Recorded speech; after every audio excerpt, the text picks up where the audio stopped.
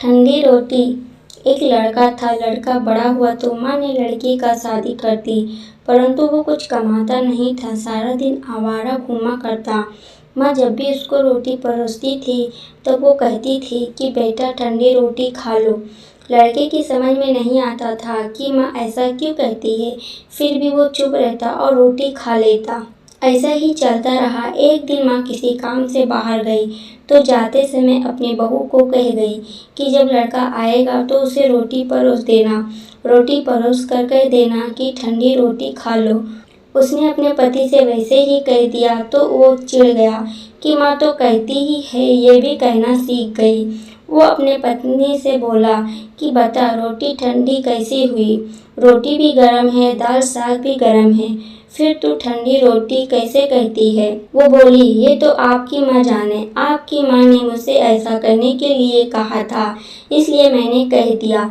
वो बोला कि मैं रोटी नहीं खाऊंगा, माँ तो कहती थी, तू भी सीख गई। माँ घर आई तो उसने बहू से पूछा कि क्या लड़के ने भोजन कर लिया। वो बोली कि उन्होंने तो भोजन किया ही नहीं, उल्टा नाराज हो गए।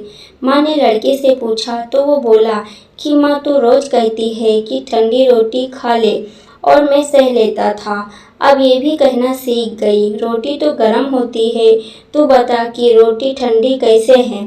माँ ने पूछा कि ठंडी रोटी किसको कहते हैं।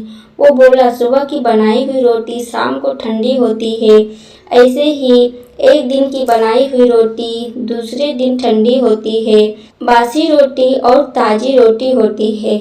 माँ ने कहा बेटा अब तो विचार करके देख, तेरे पापा की जो कमाई है वो ठंडी बासी रोटी है, गरम ताजी रोटी तब होगी जब तू मेहनत करके खुद कमा कर लाएगा। लड़का माँ की बातों का अर्थ समझ गया और माँ से बोला कि अब मैं खुद कमा कर लाऊंगा और गरम रोटी खाऊंगा।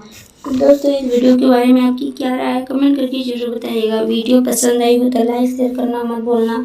अगर आप चैनल पर नए आए हो तो चैनल को सब्सक्राइब जरूर कर लेना। पूरी वीडियो देखने के लिए आपका बहुत बहुत धन्यवाद।